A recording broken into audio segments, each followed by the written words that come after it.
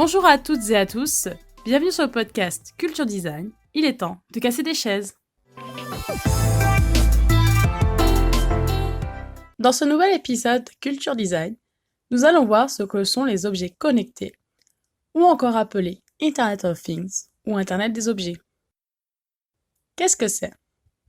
Ce sont des objets qui, en plus de leur fonction principale, peuvent envoyer ou recevoir des informations grâce à leur connexion à un réseau de communication à distance. Ce réseau peut être le Wi-Fi, le Bluetooth ou encore en passant à travers des protocoles radio. Qui a inventé le premier objet connecté ? Rafi Aladidjan, entrepreneur français, fonde en 1994 le premier opérateur Internet de France qui s'appelle FranceNet, puis le fournisseur de Wi-Fi communautaire Ozone, et puis encore en 2003, l'entreprise Violet avec comme credo « Let all things be connected ». En français, que tous les objets soient connectés. Et c'est avec cette entreprise qui crée la lampe dalle, le premier objet connecté à proprement dit. En forme de pavé, blanche sur la base et translucide sur le dessus, c'est une lampe connectée en Wi-Fi avec des LED colorées qui s'animent en fonction des données qu'elle reçoit.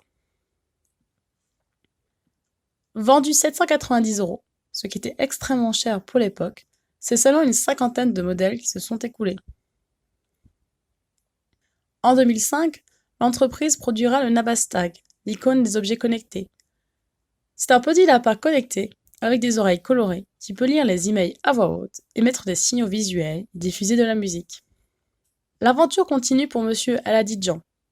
En 2010, il fonde Sense, une société qui a pour but de développer les objets connectés qui récolteront et transféreront des données à une plateforme afin de donner du sens aux informations issues de la vie quotidienne.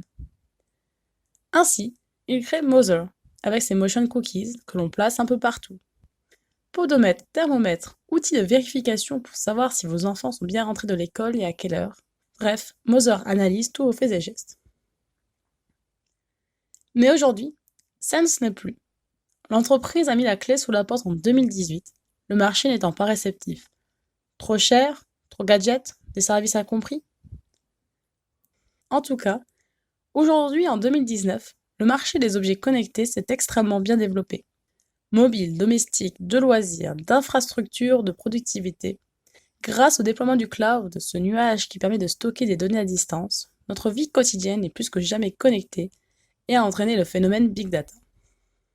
Le Big Data, c'est l'explosion quantitative des données numériques qui ont transformé les manières de voir et d'analyser le monde. On aime pu voir apparaître la nouvelle profession qui est celle d'être data analyst. Aujourd'hui, la maison est connectée. On appelle cet univers la domotique. On centralise sur un panneau de contrôle ou sur son smartphone les différents systèmes de son habitation afin d'optimiser leur utilisation. On allume et éteint les lumières à distance, on gère son chauffage sur son smartphone, on programme l'ouverture et la fermeture des volets, l'alarme, l'arrosage automatique, la mise en route de la machine à laver. Dans le monde du sport, nous avons la montre connectée. En plus de sa fonction principale qui est de donner l'heure, elle récupère des informations afin d'en tirer des statistiques et de vous transmettre des conseils personnalisés en fonction de vos performances. Le domaine de la santé n'est pas en reste.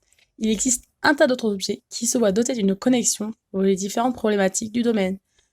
La brosse à dents connectée, la balance connectée, le sèche-cheveux connecté. Et j'en profite pour vous parler de Meyco, M-E-Y-K-O, qui est le fruit de la start-up du même nom, fondée par une ancienne collègue de licence à Strasbourg, Sandrine, avec son frère. Meyco est un dispositif de rappel des traitements pour les enfants asthmatiques. Du côté des animaux de compagnie, nous avions le Tamagotchi, qui est le premier animal virtuel de compagnie du monde. Mais pourquoi cet engouement sur les objets connectés ? Simondon, dans son ouvrage « Du mode d'existence des objets techniques », explique qu'on trouve de l'humain dans la machine, car l'humain conçoit et s'y projette. L'objet connecté fait office de médiateur entre l'humain et les résultats de l'action engendrée. C'est comme si l'humain avait lui-même réalisé l'action pour le résultat attendu. Puis, comme l'enfant avec son doudou, les objets connectés officient comme objets transitionnels, selon l'expression du pédopsychiatre Donald Winnicott. Ils répondent à un besoin d'utilité et de besoin émotionnel. En plus de donner une impression de contrôle, ils font office de présence. Jean Baudrillard explique dans son livre Le système des objets que l'objet, se figurant humble et réceptif, devient cette sorte d'esclave psychologique et de confident. Il est une présence rassurante de défense contre l'angoisse. S'attacher aux objets a depuis toujours existé, comme le démontrent aussi les tombes dans lesquelles on retrouve des bijoux et autres objets divers. On projette des émotions sur ces objets. Ils deviennent des objets qui comptent. Ils revêtent une double dimension. Ils offrent une base matérielle pour se souvenir, rêver, réfléchir. Peut-être vous-même ou quelqu'un de votre entourage, par exemple, ne peut pas sortir sans son smartphone. Et j'ai remarqué que si la personne se fait voler son smartphone, ce qui les inquiète, certes, il y a le prix, mais leur première peur est celle de la perte de leurs photos, leurs notes, leurs numéros. Notre relation aux objets a évolué. Ce ne sont plus de simples outils, mais des compagnons de vie qui contribuent à notre sentiment identitaire. Les gens doivent communiquer continuellement pour se conforter, se rassurer, explique Donald Norman. La communication est importante car elle apparaît comme un véhicule social et émotionnel. Baudrillard explique aussi que l'objet n'est libéré que dans sa fonction. L'homme, réciproquement, n'est libéré que comme usager de cet objet.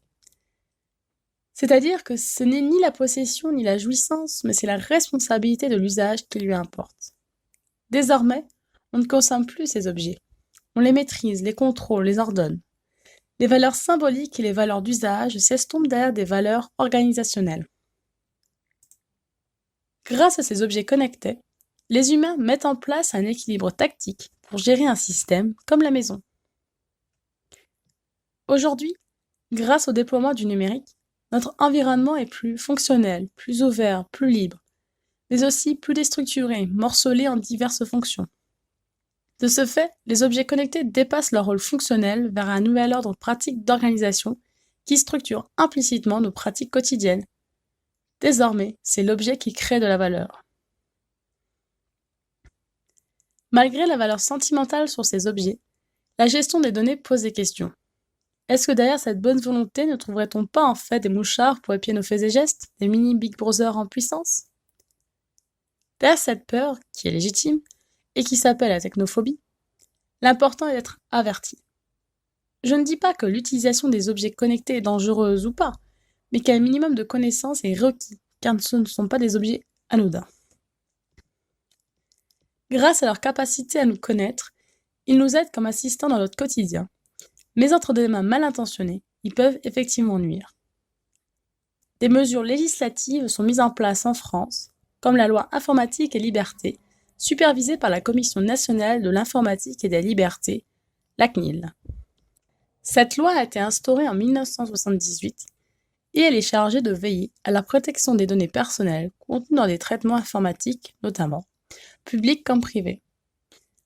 Ensuite, en 2018, est apparu le Règlement général sur la protection des données, le RGPD, qui fixe un ensemble de règles sur le respect des données personnelles à toute entreprise dont le siège est basé en Europe.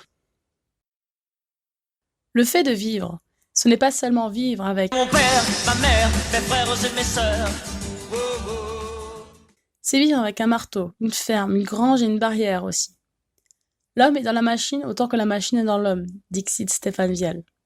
Il n'est pas question de savoir si on est pour ou contre les objets connectés.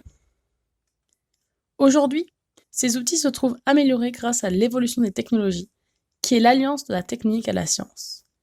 Il n'y a pas d'intérêt à se déconnecter totalement, à se positionner pour ou contre le livre électronique, de favoriser les jeux de plateau aux jeux vidéo, ou que toutes nos relations deviennent des face-à-face numériques. Leur rôle est d'être des outils pour améliorer la vie quotidienne, tout comme l'ont déjà fait bien avant nous les humains préhistoriques. En tant qu'être humain, peu importe le niveau de civilisation, nous n'avons jamais vécu à l'état complètement nature. L'important est de savoir pourquoi on l'utilise.